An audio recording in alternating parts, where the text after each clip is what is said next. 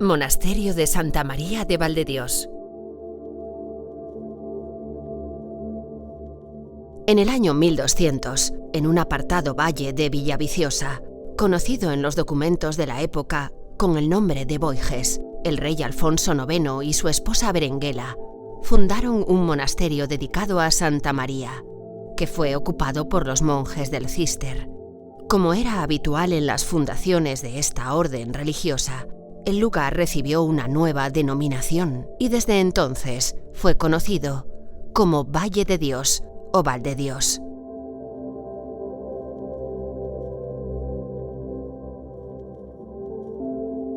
Sin embargo, pese a tratarse de un lugar apartado, unos 300 años antes de la llegada de los frailes, ya se había edificado en ese mismo lugar la iglesia prerrománica de San Salvador, conocida popularmente como el Conventín. Este templo es la construcción más destacada de la última etapa de la arquitectura del Reino de Asturias, que coincidió con el gobierno de Alfonso III, el monarca que donó la Cruz de la Victoria a la Catedral de Oviedo en el año 908, y afianzó ideológicamente la teoría que consideraba su reino heredero político del poder visigodo. La Basílica de San Salvador fue consagrada por 7 obispos, el 16 de septiembre del año 893, según consta en la lápida conservada en la Capilla de los Obispos, que es una habitación situada en la esquina sureste del edificio.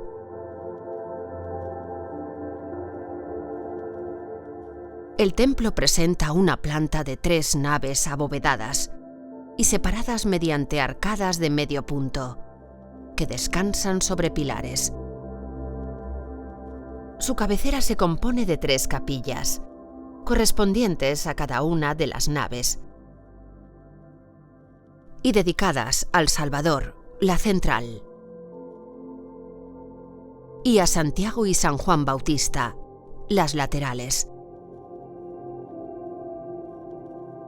Según figura en las inscripciones de los dinteles de sus ventanas. Sobre la central, en el exterior, se ha dispuesto una cámara similar a la de otros edificios prerrománicos, con funcionalidad aún desconocida.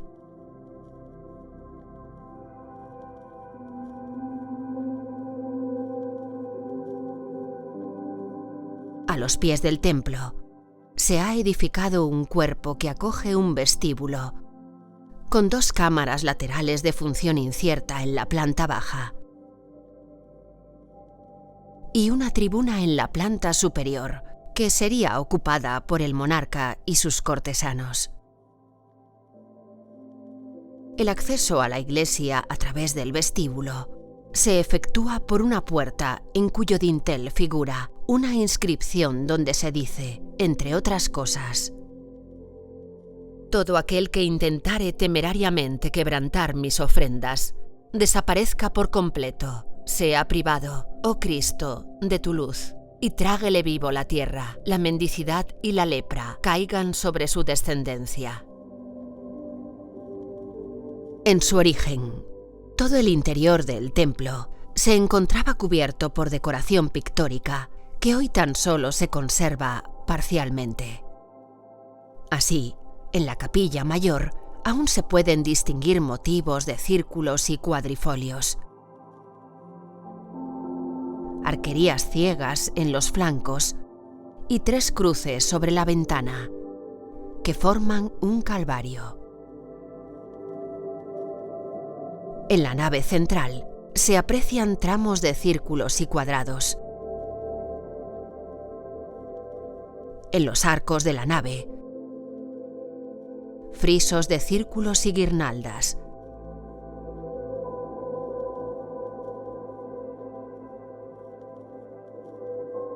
Y en la tribuna figuran otro calvario y restos de una figura humana. En su flanco sur, y algún tiempo después de haberse construido el templo, se edificó un pórtico de sillería, cuyo sistema estructural recuerda a las construcciones prerrománicas del Naranco en Oviedo.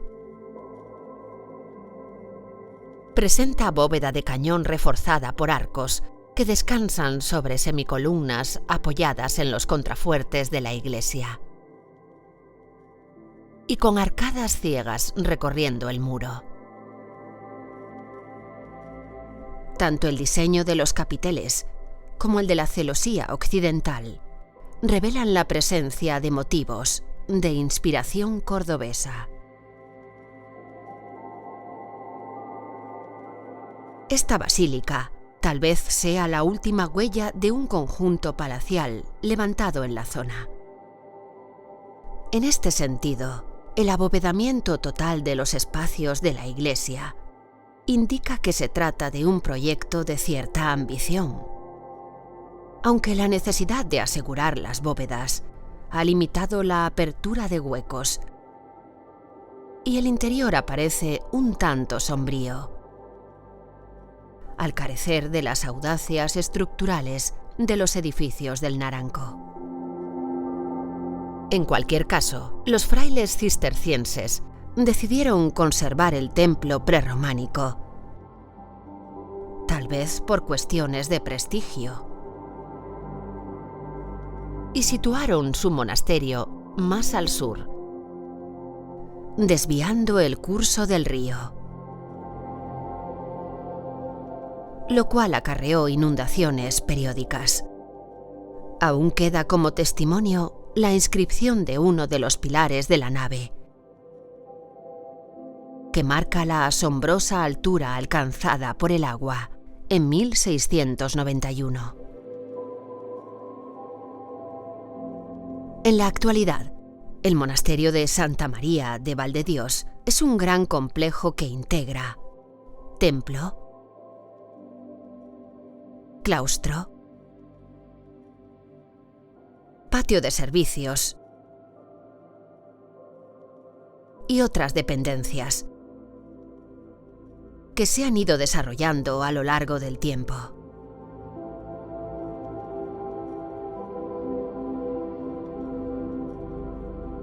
Según consta en la inscripción del tímpano de la portada norte, el templo se inició en el año 1218, bajo la dirección de un maestro de obras llamado Gualterio, probablemente de origen francés, que es el único constructor de la época conocido por su nombre en Asturias. Esta iglesia es el mayor templo románico conservado en Asturias y está realizada con buena sillería, como exigen las orientaciones del Cister.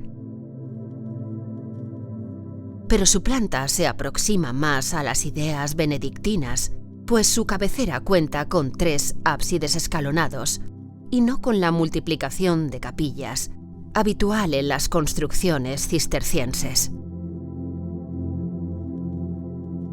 Su planta es de cruz latina, con 3 naves separadas por arcadas lisas de medio punto, apoyadas en pilares quebrados y columnas adosadas.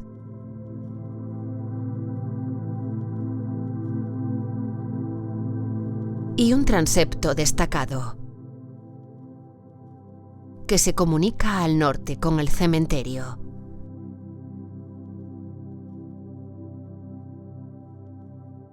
Y al sur con la sacristía. Los motivos de los capiteles son vegetales o geométricos, poniendo de manifiesto la sobriedad ornamental que caracteriza a la Orden del Cister y que limita la figuración en todo el conjunto.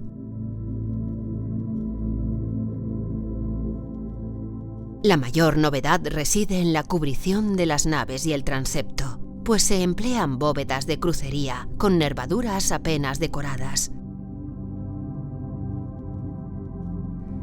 y sus tramos se separan mediante arcos apuntados. Los ábsides presentan bóvedas de horno o de cuarto de esfera, y los tramos rectos que los preceden, bóvedas de cañón.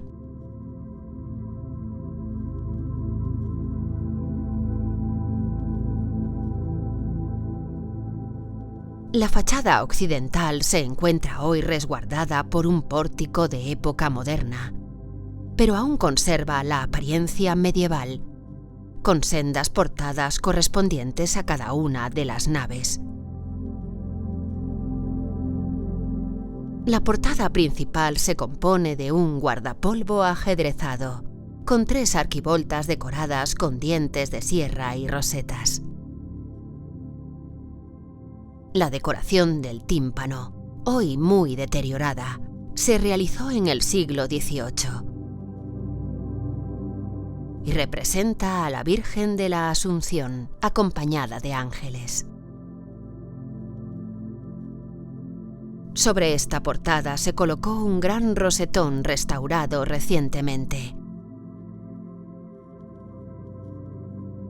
que ilumina la nave central.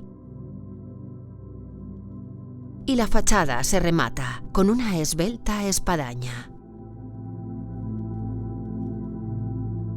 A principios del siglo XVI, la comunidad se unió a la Congregación de Valladolid y poco después, una gran crecida del río destruyó el claustro medieval. En este momento, se emprendieron una serie de reformas del conjunto, atribuidas al maestro Juan de Cerecedo el Viejo, quien pudo haber diseñado la nueva sacristía, la sala capitular y el claustro. La sacristía se encuentra junto al templo y está cubierta por una vistosa bóveda estrellada tardogótica, que se decoró en el siglo XVIII con escenas de la vida de San Bernardo, atribuidas al pintor Francisco Reiter. San Bernardo recibido por San Esteban Harding. La toma de hábito de Santa Umbelina, hermana de San Bernardo. Y San Bernardo, predicando la Santa Cruzada.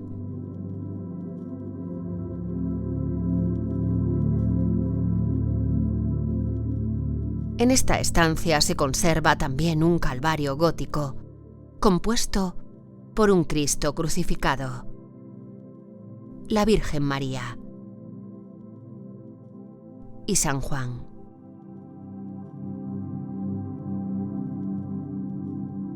En el siglo XVI se realizaron las 2 plantas inferiores del gran claustro renacentista, concebidas como series de arcadas superpuestas.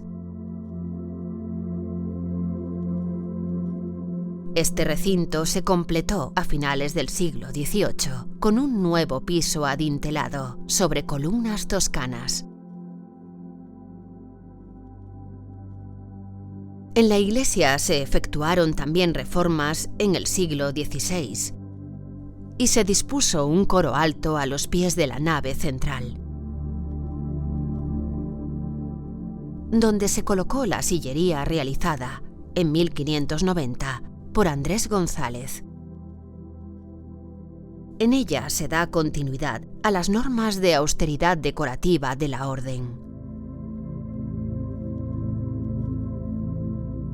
Y salvo la representación de 2 calaveras, se emplean motivos geométricos y estilizaciones vegetales. Por este motivo, la mayor transformación del sobrio interior del templo se efectuó con la incorporación de los retablos, conservados tan solo parcialmente.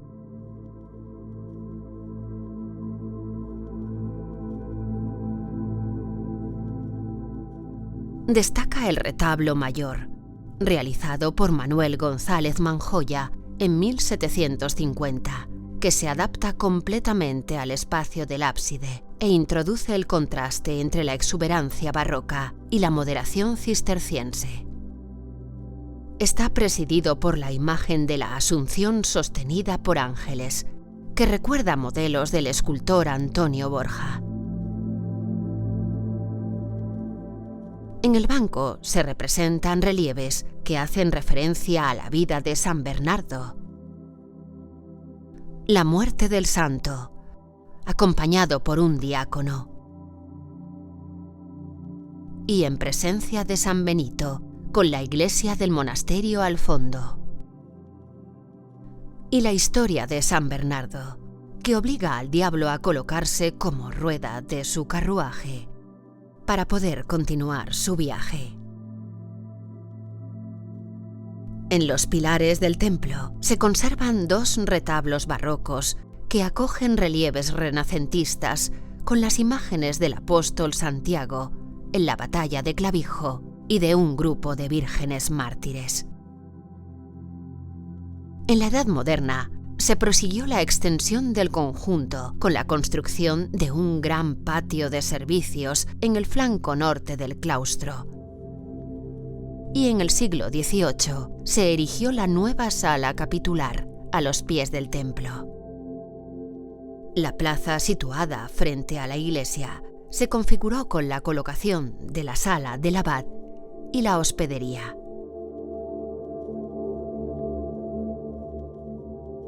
Tras su desamortización, la iglesia fue convertida en parroquia y el monasterio acogió usos diversos.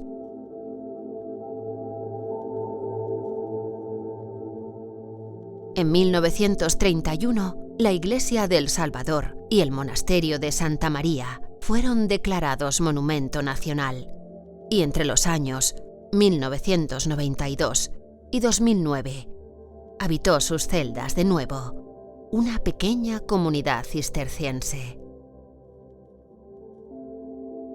En nuestros días, el monasterio de Santa María, ya completamente restaurado, se alza como un sugerente conjunto de construcciones que fueron integrándose a lo largo del tiempo para dar respuesta a las necesidades de los frailes blancos que lo habitaron en cada momento. Además, ejemplifica muy bien los principios de austeridad y moderación de la orden cisterciense, preocupada porque el arte figurativo no distrajese al monje de la oración.